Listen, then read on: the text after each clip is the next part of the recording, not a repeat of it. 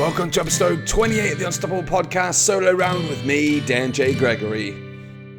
My name is Dan J. Gregory, and I am committed to hunting down the secrets of business mastery and human performance. My goal for the Unstoppable Podcast is to share insights from some of the most successful entrepreneurs, inspiring thought leaders, world-class athletes, and prominent celebrities to help you to become unstoppable in business and life. Each week I'll be bringing you a new interview with an inspiring person and sharing my own results as I pursue the answers to the question, how can I create the ultimate edge in my business, make a significant impact, and live an extraordinary life?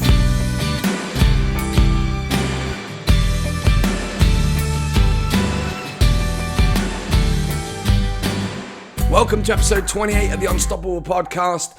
Got lots of stuff coming up for you in this episode, kicking off as usual with our quote of the week this week, inspired by Mr. Elon Musk. Secondly, I'm going to jump into the debrief section where I'm going to evaluate Mr. Allan Kleynhans' episode from last week and share my 3 key takeaways before finishing with the Unstoppable Insights. I'm going to be sharing my 3-step process to gaining credibility in any marketplace. I call it the Credibility Triad. So before I jump into the show, just give you a bit of an update about what's going on. I've just spent the weekend in the forest with a group of guys and girls on a stag weekend, a bachelor party for those of you guys who are not familiar with the term stag party. Normally a stag party or a bachelor party is a group of guys who are going away to celebrate or congratulate their good pal who's about to get married and give them that final opportunity, as they say, to go wild and let loose. This time it was a little bit different. We had a couple of ladies with us on the stag do, and it was all pre-organized. And I know what some of you might be thinking. You've seen The Hangover and you've seen films like that which show when the ladies show up, it comes in a totally different context. But these were invited as participants, and it was a very different dynamic. But we had a great weekend, glamping as they call it, posh camping in these wonderful little huts in the middle of the forest in the southeast of England. A beautiful location, bluebells everywhere, and this wonderful greenery. Big campfires, crazy antics, time on the river, canoeing, people falling out of boats, lots of alcohol, crazy stories, but a wonderful, wonderful experience. And it was quite a unique stag party for 2 reasons. Firstly, obviously, the dynamic was different because we had male and female people there, but we also had a different age range of people and lots of different people from different backgrounds. And we had some really cool conversations. You wouldn't believe it at one of these parties, but we went from economics to politics to business, right through to crazy inappropriate conversation around the campfire late at night after a few drinks. But one of the things we ended up talking about was entrepreneurs who inspire us. And Elon Musk just came up constantly. If you don't know Elon Musk, he's behind the Tesla brand and behind the SpaceX program. And one of the topics of the conversation was the big launch that recently happened with the new Tesla car. And we were just in awe of the car itself, but also from a business point of view, really in awe of the processes that took place in terms of marketing and selling the car. It's really impressive. So today's quote of the week is themed from Elon Musk. We really had a really powerful conversation about what we believe makes a successful entrepreneur. And I picked a quote today to share with you, which I personally like a lot. And it is as follows. So if something is important enough, even if the odds are against you, you should do it. And I absolutely love that. There's times in all of our lives where we really do feel that the odds are stacked against us, and that you can see the challenges up ahead, you can anticipate the challenges already, but you just know it's important, or it means so much to you that you just have to do it anyway. And you know what? We had some conversations around the campfire. Some people have got some decisions to make in their businesses, and some dreams that people would like to follow. I honestly think that quote really captures it well. And if it's important enough to you, you will find a way to make it happen no matter what.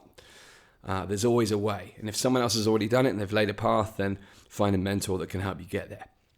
So moving into the debrief. Last week I was blessed to have Mr. Allan Kleynhans on the show, a very good friend of mine, dear friend of mine, an excellent speaker, coach and trainer. And we spent just over an hour together on the show last week. If you haven't checked it out yet, please do go and check it out. The first part of the episode was we went deep into Alan's backstory, where he had this really phenomenal upbringing where he actually spent quite a bit of time at war with the South African army. And it was just, he described his experience in rich detail and how it traumatized him, and how he spent years fighting against some of that trauma to create his own personal transformation. And if you're facing adversity or any challenges, linked back to the previous point about facing challenges, that first part of the episode is really, really powerful, and I'll talk about my lesson from that in a moment. And in the second half, we talked about how you become a powerful speaker and communicate with impact.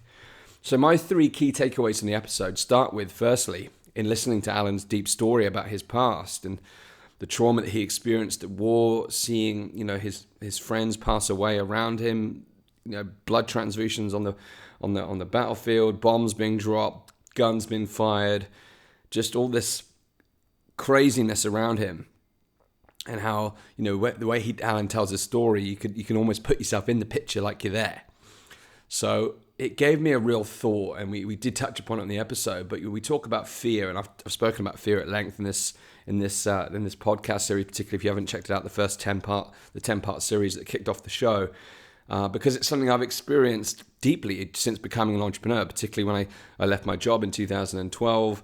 For some reason, you have this fear of failure, fear of rejection, all these crazy mental fears come up, but they kind of pale into comparison when you hear about that genuine terror of the near life and death experiences that were created during that environment for Allan.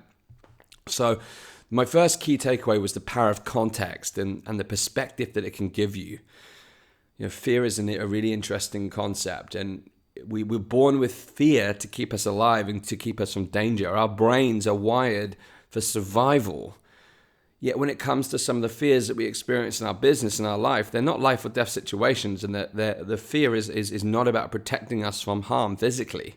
And fear becomes about protecting you from emotional harm. And so for me, that was really powerful to listen to Allan talking about his experience. And it just made me step out of my own environment for the minute, because I've set some big goals for this year. I've got a big vision. And, when you set big goals, the good thing is about that is it will drive you past some of those challenges. But at the same time, if you're anticipating the road ahead, you can quite easily see some of the pitfalls up front. And it can be quite intimidating. But it really does give you some context when you start worrying about the minutiae compared to some of the things that are really going on in life. And I think particularly when it comes to the day-to-day living, how many people have you ever surrounded yourself with, and they're talking about absolute nonsense when it comes to the problems in their life. And it's very easy for us to blow things up and make them bigger than they actually are when it comes to problems. And the same with fear. I remember getting that lesson myself when I did a bungee jump. I always had this kind of fear of heights, and I got really excited about the bungee jump. The music was blaring, the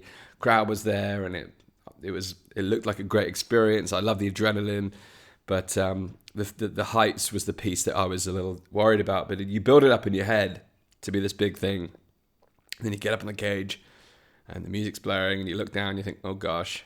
But then you do the thing, and it's freaking awesome. And you think, what was I worried about? So that power of context is important. So I think if you're around people, or you're in a position right now where you're finding yourself challenged, or you have problems or fears, take a step out and think about the context. Think about the perspective, and reframe those fears, those challenges and problems, because are they really big enough? Put yourself in a position, it's not life or death, or it may be, and I apologize if it is, but for most people, most challenges that we're facing are mental battles. So choose your battles wisely. There's some battles that aren't worth fighting, and the ones that are worth fighting, as the quote alluded to, you should do it anyway and find a way to make it happen. So that first key lesson was that power of context and the power of perspective. The second thing I took from Allan's episode was really inspired by how he took his own personal transformation and took that suffering that he went through, certainly during the actual time at war, but then subsequently to the war, when he was still carrying it with him, carrying that pain with him, but how he finally found a way to turn those problems and challenges into his power. So the second lesson for me is to learn how to turn your problems into your power and use your own transformation as a catalyst. And Allan used a great phrase, make peace with your problems. And, we discussed how you can turn your mess into your message. And that's something that Allan has done very, very powerfully. He's turned his own life story and his experiences into his power through the work that he now does as a speaker and a trainer and a coach. He's able to leverage and draw upon those painful experiences, but now use them to good effect. And I remember actually speaking with Allan on stage. We did an event together a number of years back. And one of the pieces of feedback, Allan's a much more experienced speaker than I am in terms of the amount of time and the volume of speaking gigs that he's done. I asked him for direct feedback after my session, and he said the biggest piece of feedback he would give me is to get into my pain, to allow myself to get into my pain. Firstly, to make peace with those pains, but also to really delve in and get the lessons from those pains. And there's been plenty. I've revealed some of these pains through the podcast itself. That 10-part series kicked off where I really looked at all the things that really hold people back from my own experience, having been in the trenches and experienced those inner battles that can hold you back. So firstly, he talked about getting into your pain and then turn it into your power. Do that. When he gave me that advice, I took that on board, but it was a real reminder on that session. And there's a lot of powerful lessons that I can share that I've overcome. That's going to be a real key point for the next thread of the episode when I get into the Credibility Triad, is about how you can then use those challenges that you've been through to not only escalate your own performance and power, but also to use that to help others, because all those fears and those challenges, limiting beliefs, and all those things that I talked about earlier on in the series when it came to the podcast launch 10-part series, they're all things that I know 100% that there are a lot of people out there suffering right now, and that's holding them back from creating the life of greatness that they're more than capable of achieving. So learn how to choose those problems, turn those problems into power. That's my second key takeaway. Thirdly was around the art of communication. And there were some lovely pieces in the discussion. Allan went into some great depth, sharing his thoughts and perspectives on what he believes makes a great speaker and what the components of communication are. And there's some real key points that I took away. Firstly, it's to marry the intensity and energy of the power of certainty and conviction with the true power of authenticity and vulnerability. That balancing act between being really certain, really intensely convicted, but also opening yourself up and being vulnerable, being authentic. And again, authentic's a word it's like the marketing buzzword right now, and it's kind of losing its power. But being real, being you, being fully you. And you don't have to be a speaker to do this. It's just in your regular communication, even if it's on a day-to-day basis, speaking to your partner, speaking to your friends, speaking to someone in the shop, speaking to your waiter or waitress at the restaurant, being yourself. And, we talked about speakers who go on stage and they share a powerful message, but they put on a mask and it's not who they are. So authenticity is about being real and being totally true to yourself. And there's some amazing entrepreneurs out there right now who you would, they're not the typical mold. And we live in a time where the typical mold doesn't mean anything anymore. It's actually better to get out of the box and change the game. Again, using Elon Musk as a great example. He's pushing boundaries. He's asking questions that people haven't dared to ask. And that all comes from being fully vulnerable, fully authentic, and fully real to yourself, and identifying problems that you can solve at a much, much bigger level. So that balance of conviction and certainty alongside authenticity, being real and being vulnerable. And then finally coupling that with being fully present and having a deep love for your audience. And I know a lot of people listening to this podcast are either people who are in the business of helping others, or they have products that can enhance the lives of other people, or they have programs and services that can transform other people's businesses. And I think that deep love for your audience, that deep caring and deep presence for the needs of your audience is so, so powerful. It's very easy to use dated marketing techniques that take out the emotion of the end user. It's all very well sharing the emotion of you, your story and your journey to convey power through the marketing message, but actually considering the needs and emotional response of your audience is so, so powerful. And when it comes to communication through speaking or through podcasting, for example, or through your marketing, creating compelling stories that really connect with your audience through the power of authenticity and also through that presence and power of love, I think is a real key takeaway. And one of those big focuses for me for this quarter is to increase that power of communication. If you start by listening to the first episode of this podcast and see the progression, you can see that shift in communication, but it's something I had to completely work on. I had the vision of making this podcast the most important podcast for business owners in the world. And the only way I'm going to do that is by enhancing my own power of communication. And it was a real lesson. So that intensity, that energy, that certainty, that conviction, but also that true power of authenticity, being real, vulnerable, and being present and not thinking in your head, but thinking about the person. So right now, as I'm speaking, I'm not thinking about myself. I'm thinking about you who is who's listening to this, and sending my love to you as someone who I respect deeply and appreciate for listening to this show. So those are my 3 key takeaways from Mr. Allan Kleynhans' show. Please do go and check it out if you haven't done so already. And I look forward to bringing you other guests and some great lessons in the near future over the next coming weeks. The final section of the show is what I call the Unstoppable Insights. And I'm going to again leverage the stag do, the bachelor party from the weekend.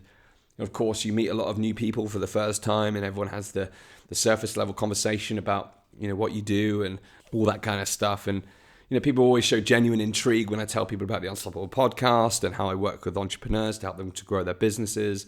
And naturally, the question one of the guys asked me was a very valid question. Because I came straight from corporate into assisting other entrepreneurs. He says, how do you make that leap from being a corporate leader into being an entrepreneur if you haven't been an entrepreneur before? You haven't run a business before. How can you advise other entrepreneurs if you haven't personally run a business prior to exiting your corporate career? And it's a very, very key point. And I said, well, firstly, everyone has to start at the beginning. Everyone great starts at the beginning. Rarely is someone born with natural ability to succeed at the highest level. It does happen, some of the elite are born with a natural advantage. But for many people, it's making a decision to start. No one great ever became great until they made that decision to start. So the first step was I made a decision. I made a commitment that I was going to go and do something special. I was going to do something different with my life. Making that decision was step 1. But then step 2 was to acknowledge the fact that I'd spent 8 years working directly alongside and within other entrepreneurs' businesses through my own career. So the first step of the Credibility Triad, as I call it, there's three parts to it, given the name. The first part is your own experience and your own skill set. I was blessed to have all that time working directly with business owners, hand in hand, to really understand their business from a financial standpoint. I often had a unique glimpse into people's businesses from a financial point where most people would never see that. And of course, working with the entrepreneurs and my natural curiosity, I'm sure you've experienced that through this podcast. I love speaking to people. I love to get into the detail of their business. I'm really passionate about hearing their stories and what their plans are and how they're executing their business plan. So I had 8 years of this experience of seeing inside so many businesses. And if it's hundreds, if not thousands of entrepreneurs, I had the opportunity to witness their business growth. And actually, I'm not sure I've ever told the story of how I actually made the decision to leave my corporate career behind, but there was one day that sticks in my mind where I met 2 business owners in the same city, in the same industry. One guy was flourishing, the other guy was failing. And this was at the back end of the recession. So you can imagine the pressure on the guy who was failing at that point. Not only on him, but his business, all the people within his business, his family, his friends. And having spent 8 years, it was coming right up to the end of my career, having spent nearly 8 years at that point working alongside these entrepreneurs, you start to see certain patterns that make people successful and certain patterns that make people unsuccessful. I saw it as someone who led teams. I'd see it in terms of a corporate performance. Whether it was a sales role, you could see the factors that made someone a successful salesperson versus the ones who were unsuccessful. You could see the factors that made someone a successful leader, and you could see the factors that made someone an unsuccessful leader. And the same thing applied to my clients and my customers and the businesses that I had involvement with. You could see the difference between an unsuccessful business and a successful business. And when it came to that single day by chance, where I saw those 2 different entrepreneurs in the same sector, same business model, one was failing and one was succeeding. In that moment, I could see the difference. I could see the 2 things. There was just 2 things that separated those 2 guys. And I was not in a position where I was able to help those 2 people in my current position as a corporate leader. It was not within my jurisdiction to offer any advice. If I had offered advice outside of the financial advice that I was authorized to provide, then if anything had gone wrong as a result of that advice, it wouldn't come back on me. Well, it would internally. My boss would give me hell. But it would actually come back on the bank, So even if it was something that radically shifted it for the positive, it was a risk that I just couldn't take with my corporate career in mind. So I made a decision at that point that I was going to use the experience that I built to go out and help other entrepreneurs because I could see the difference. I'd have to be an idiot to work with so many people to not see the patterns that make the difference. And it became my obsession to really learn and understand what it is that makes a business succeed or a business fail, what makes a leader succeed or a leader fail. And in that moment, in that day, I'll tell you the two differences. The two differences were, firstly, in this order, number one, leadership. Entrepreneur number one, the successful entrepreneur, was someone who in the face of adversity was willing to take greater risks and try something different, because when the territory changes, the map is different. You cannot compete on the same business model that you entered the territory with if the map has changed.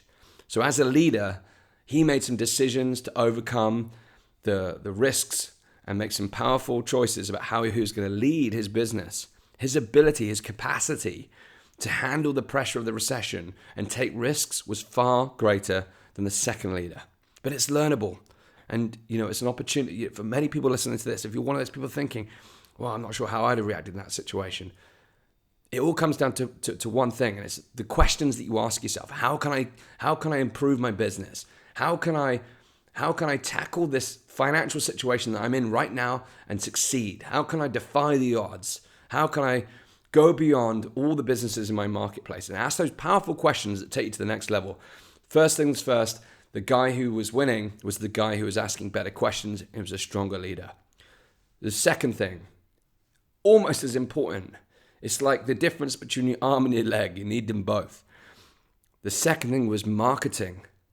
And again, talking about the map, the road, the territory. Business number two, the failing business. They hadn't changed a thing. And it came to the fear from the leadership. Step one, it was the problem. The real problem was leadership, as I've already said. And that was why they didn't even look for other ways to market business. But the way the business won, the winning business was winning. The reason why they were winning, aside from the powerful leadership from the top, was marketing and understanding how to continue to gain clients. But not only gain clients, he'd increased his prices in the face of the recession. So not only gain clients and build upon his relationships with his existing clients, but attract new clients at an even higher value in the face of a really tough market. So those are the two things that made a difference. And I became obsessed in that moment of learning the two things: how to increase the power as a leader and how to increase your power as a marketer within your business, and how to market your business more effectively to increase the growth of your business, enhance your profits and your revenue. So step one of the triad is to leverage your own experience and your skill set. Now, presumably in business, if you're an entrepreneur right now, you've started a business because you have a passion about it. You started a business because you have a certain knowledge or expertise or a certain vision when it comes to a product. You've seen a gap in the marketplace. You've seen a problem that needs solving, and it's something you have experience in. That's step one. You need that. That's simple. But often experience alone is not enough. And, in terms of that fair challenge that was made of me in that moment, that experience of coming from a corporate, what about practical reality? So, okay, let's move to step two. Step two in the credibility triad is your client results and testimonies. There's nothing more powerful than the results that you create for your clients. Nothing will ever sell your business more than the results and testimonies of your clients. So whether you're a service-based business or you're someone who relies on your expertise, such as a chiropractor or an accountant or a coach or a consultant or a personal trainer, the results of your clients are the biggest factor that will result in the success of your business and your ability to leverage those results. Now, the question most people ask me when they're just getting started is, how do I get these results? I'm just getting started. No one will pay me. I've only got this amount of experience. And the key is, you have to be confident in what you're doing, firstly, of course. You have to have a clear value proposition. You have to have done your research. You have to know how you're going to help. You have to know your ultimate advantage. But then you have to be prepared to go and make it happen. And, I was talking about one of the guys, I said, we use the word hustle, and the word hustle has been thrown around as much as this other marketing term, authenticity, that we've already touched upon. And hustle has now developed a slightly negative connotation in the sense that people now begin to associate it with that, like 80s, 90s slick salesperson. And it's not what it means. Hustle is about making a decision that you're going to achieve something and you're going to go and make it happen no matter what, but you're going to do it ethically and you're going to do it elegantly. So if you are in a position where you're just getting started and you need to get your first customers and clients, then perhaps you may need to do it at a low price to buy in the testimonials, or even for free. I've worked with countless people who are now high-end entrepreneurs who started by making arrangements with their first clients that they would give an incredible amount of value to their client in exchange for a very powerful testimonial. They're very clear about it. So there is always a way. Now, I know also people who have just got started and they've had such power and conviction in their communication that they're able to capture clients without having to do it for a low price or free. But either way, the key is getting your client results and testimonials as soon as possible, as soon as you get out the gate, or even before you get out the gate. If you're still in your corporate job and you've got a business idea, a business plan, start working on the side, start getting results on the side, and capture everything before. Personal trainers, my partner's a personal trainer, are always saying before and after, take the photo, take the story, take the measurements. These things are what other people will relate to. For example, using the personal training example, someone, and again, having Vince Del Monte on the show recently, Vince is a good example. He only works with skinny guys who want to add muscle. So countless stories of how the guy felt before he added muscle, how he was measured, how many pounds he weighed, how many pounds of muscle he's gained, the steps he took to get there, and how he feels as a result of getting there.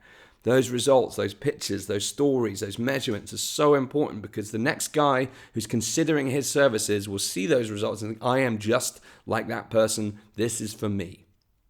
So step 1, leverage your experience in the skill set in the Credibility Triad. Step 2 is get your own client results and testimonials and use them to your advantage. Use them in your marketing messages. Step 3 is your own results as an entrepreneur. If you've laid down your experience, you've started to accumulate results, now it's about how are you enhancing your own results as an entrepreneur? How are you enhancing your skill set in your field? How are you stepping up in your marketplace?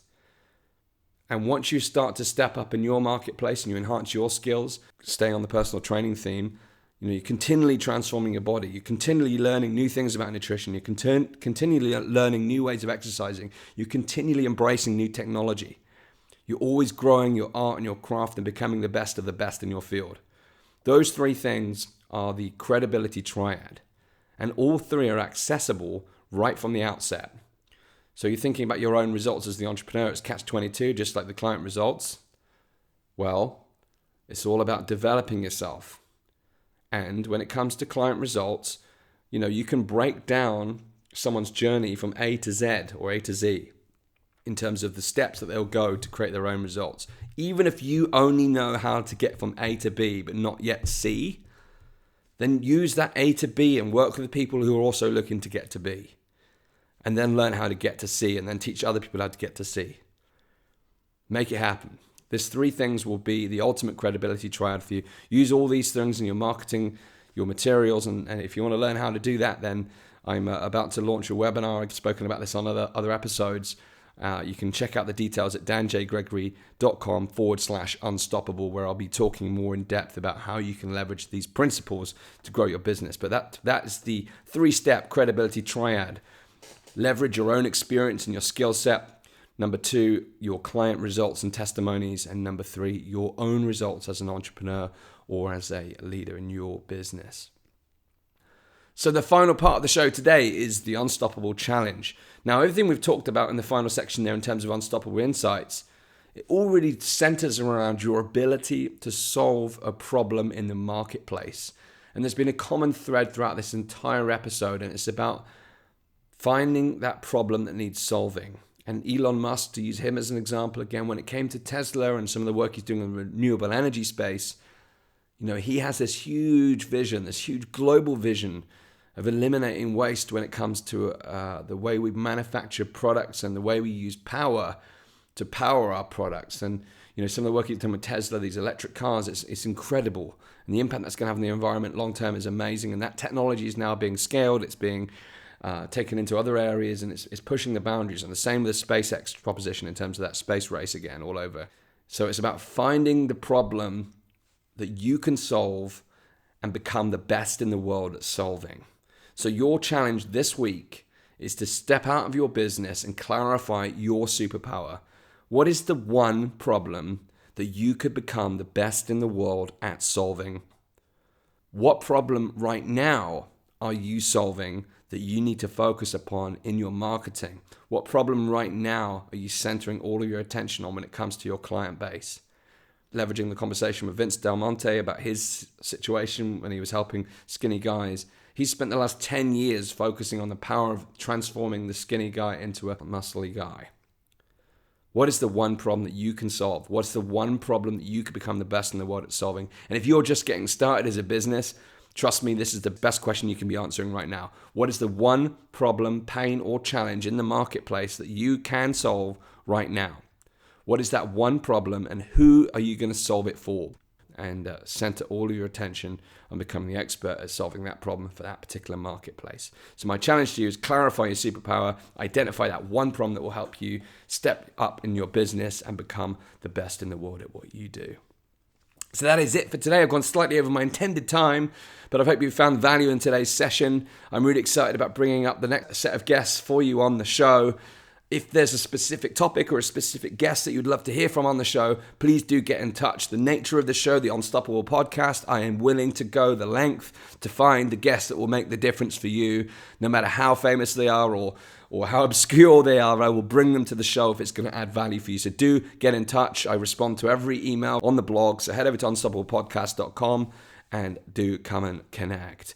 Also, if you're not part of it already, the Unstoppable Tribe, I'm really going to be ramping that up over the next coming weeks. It's a private Facebook group for the Unstoppable Tribe who are followers of this podcast, who are followers of the movement and believe in the power of building a lasting empire, a lasting business empire, and unleashing their greatness. So come and join us in the Unstoppable Tribe group. You can find it on Facebook under Unstoppable Mastermind, or you can go to www.unstoppablepodcast.com/tribe. All the details will be in the show notes for this week, so you can go to danjgregory.com/28 and you will find the notes. That is it from me this week. Have an incredible week. I can't wait to hear from you guys. Looking forward to the next session. Until next time, go out there, unleash your greatness, build your empire, and create a life by design. Ciao for now. Speak soon.